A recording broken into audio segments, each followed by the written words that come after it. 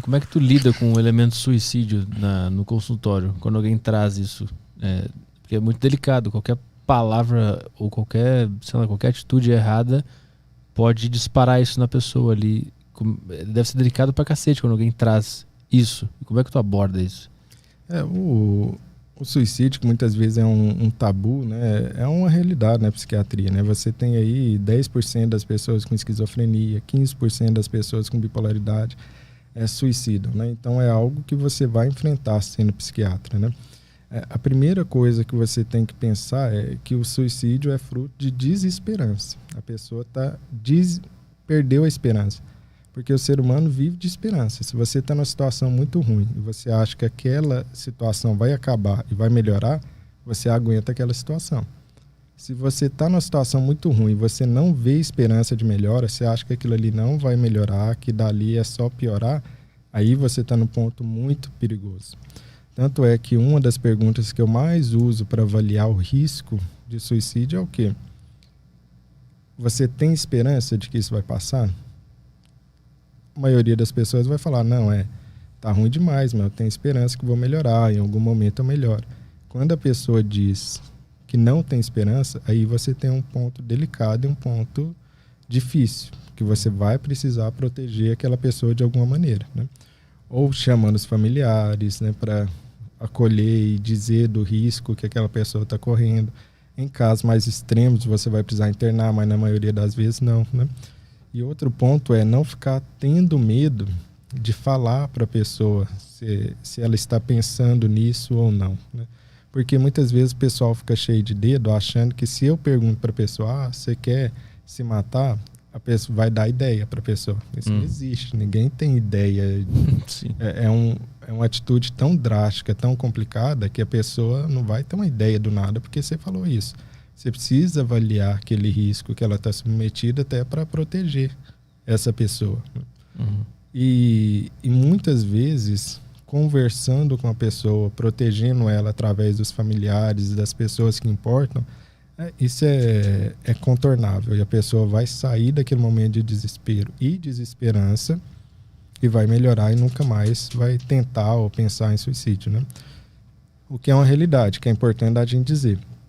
90% das pessoas que tentam suicídio nunca mais tentam novamente. Nunca mais, né? Por quê? Porque viram que isso foi algo no desespero e na desesperança, né? E ao melhorar daquilo, encontram um propósito, encontram uma melhora, né? Nunca é algo que a pessoa está em sã consciência. Ela está sofrendo de alguma maneira, ou com a depressão, ou com qualquer outro tipo, né, de bipolaridade, ou esquizofrenia. Algo está acontecendo para ela considerar isso. Algo está acontecendo.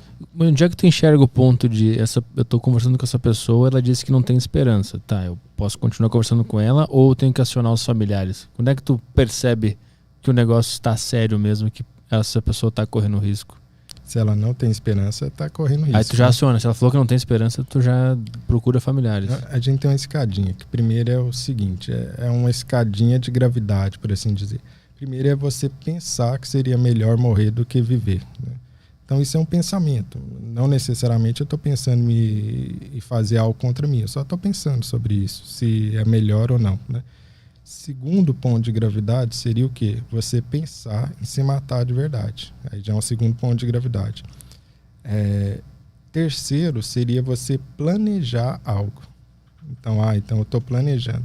E quarto seria eu planejar estruturadamente. Então vou fazer isso, depois aquilo outro, depois aquilo outro.